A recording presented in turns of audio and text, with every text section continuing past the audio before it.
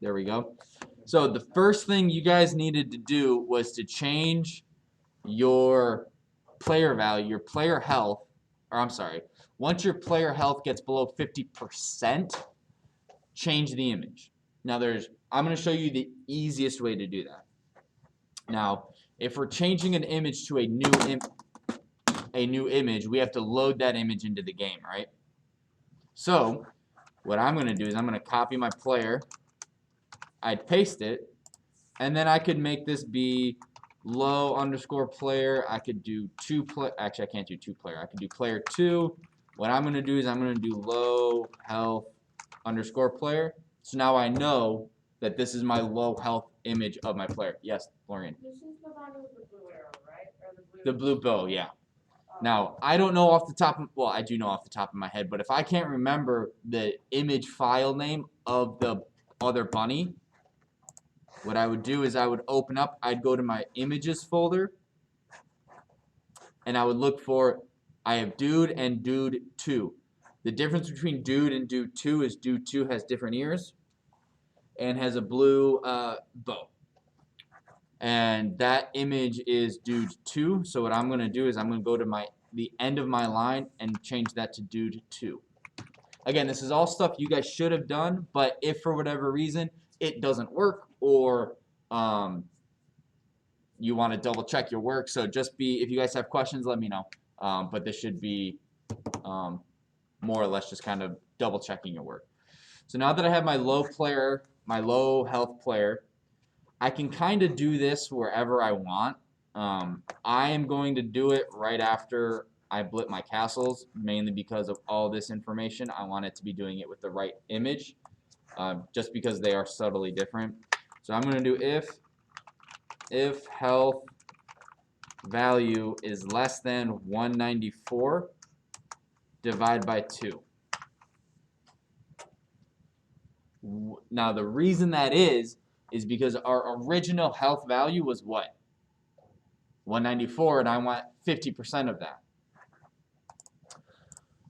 Then the easiest way to do this is I'm going to redefine player to be low health player. So from now on, instead of using the dude image, it's going to use the low health player image.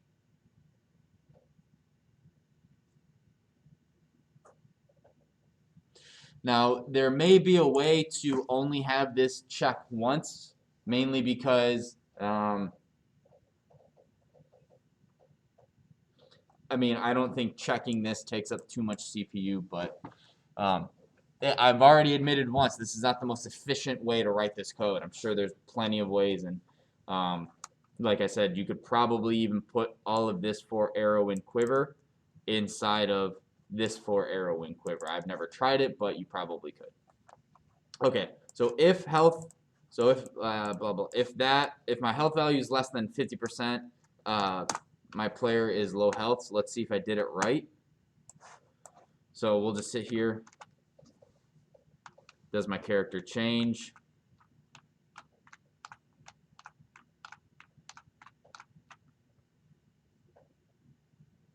Yep.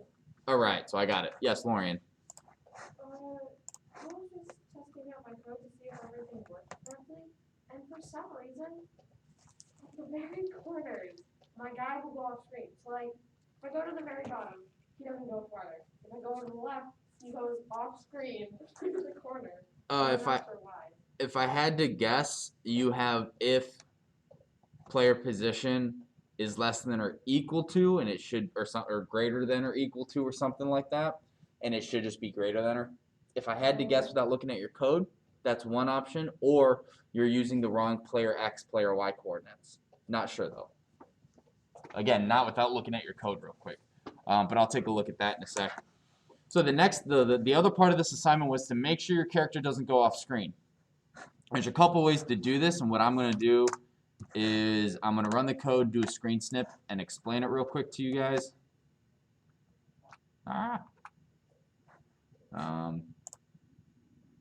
Screen snip. Mainly just because I like drawing on my computer. Okay, so we'll zoom in a little bit. No.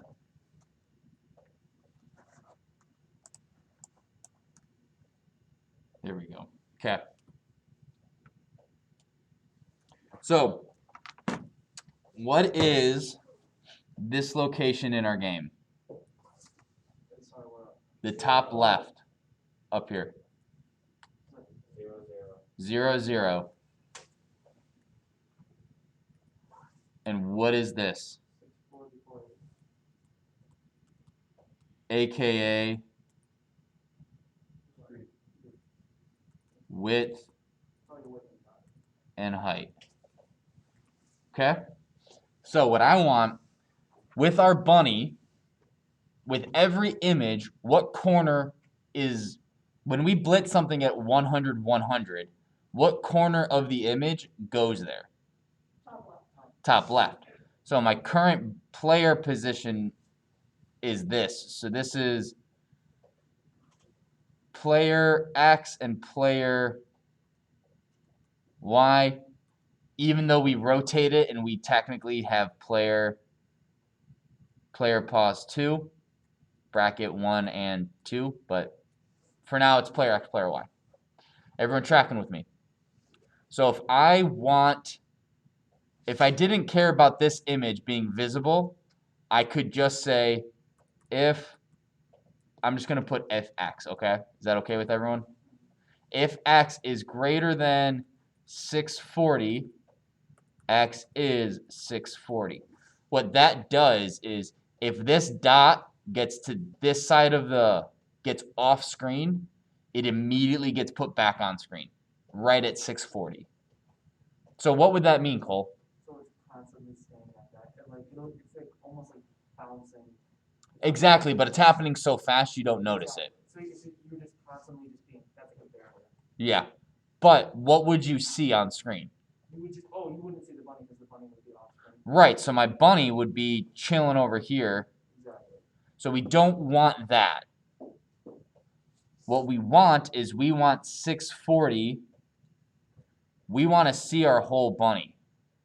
So what is this distance between? So what's the maximum distance we want our bunny to go off screen? 0. So we need to say, hey, at what point, if we don't want any percentage of our image to go off screen, what should this what should this point be? 640 minus the width. 640 minus the width, yes. So the width of our image, and we know how to get the width of an image, right? Image.get_width. So what you would do is you would do 640 minus image.get_width. Now, because we rotate our player and we rotate our player and we subtly change the we have player pause 2. Because we change that, if you just have this, it looks okay. Part of your bunny goes off screen, part of them doesn't. So you would also need to change this to be image.get_width. Now, real quick, is it the most efficient to use a function to get the width every single time? No. So like we did with all of our other objects, you want to do player_width equals image.get_width. And this would be at the very top of our code. So I will. Nope. No, come on, go away. There we go. Our code's still running. So what we would do is way up here, I would also put, and I forgot to tell the second hour of this. I would do the same thing. I would just do player width equals player.get_width. I would do player underscore height equals player dot get underscore height. So now I call that function once, I call that method once, I get a number, boom, I never have to call it again, so my game's a little bit more efficient. So then what I would do is at the very bottom of my code, I would do if player underscore x is greater than 640. Actually, I'll do width, because what if our screen size is bigger than 640? We don't want to go through and find every instance of 640 and rewrite it to whatever. We want to use as many variables as possible so that we're not, so that if we need to change something, our code is as flexible as possible.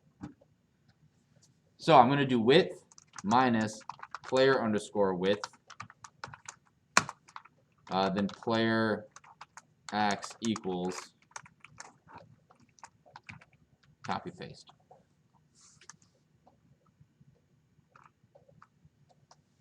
Again, hopefully you guys have most of this and you're just making subtle changes. Mainly the player width part, because I even forgot about that. Now I'm going to do the same thing, but with y. So instead of copying and paste, or so instead of retyping it, I'm going to copy it, change this to y, that to y, change this to height, change this to height. You're gonna want an statement before.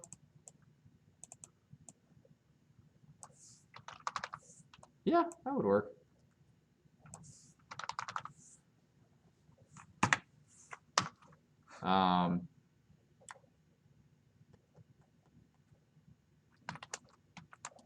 Actually, now that you say that, yes, I will, but I'm going to put, because I can't, can I be both bigger than 640 and bigger than 480?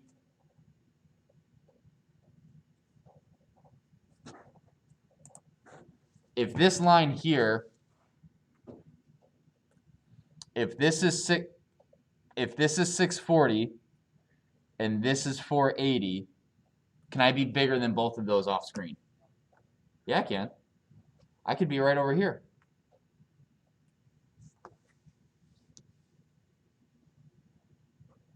Oh, so that's why you wanted to put the L. Can I be, hang on, I'm just thinking this through in my head, so I actually might be wrong. Can I be both greater than 640 and less than 0 at the same time? No. No, so I can put if and elif player underscore x is less than 0,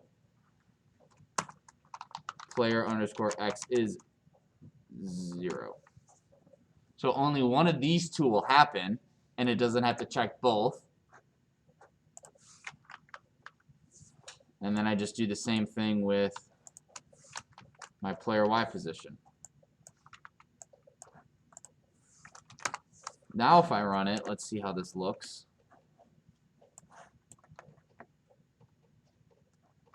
Okay, so it's the middle of my character. Well, that's a little weird. So there's an invisible barrier in my x and my width and height. So I need to figure this out. If you have this, this is fine, because this is something you fine tune and you double check and you're like, well, I think I did divide by 2 and this seemed to work. At least made it closer.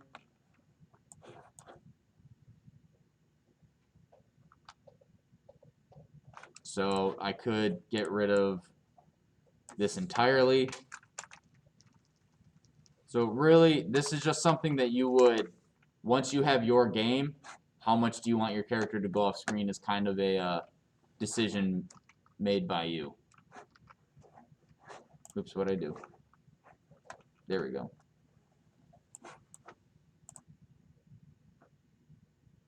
So there's my character not going off screen. Yes, Lorian. So I fixed it to where it doesn't go off screen in the corners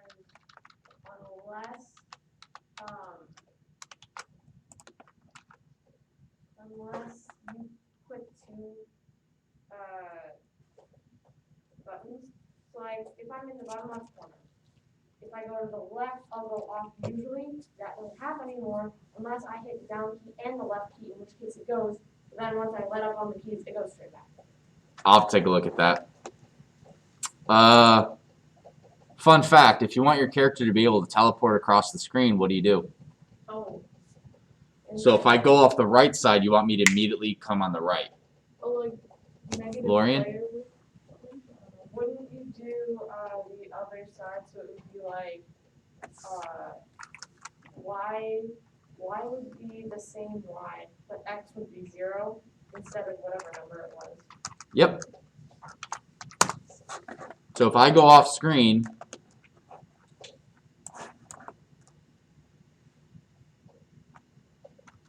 I immediately teleport. Boom.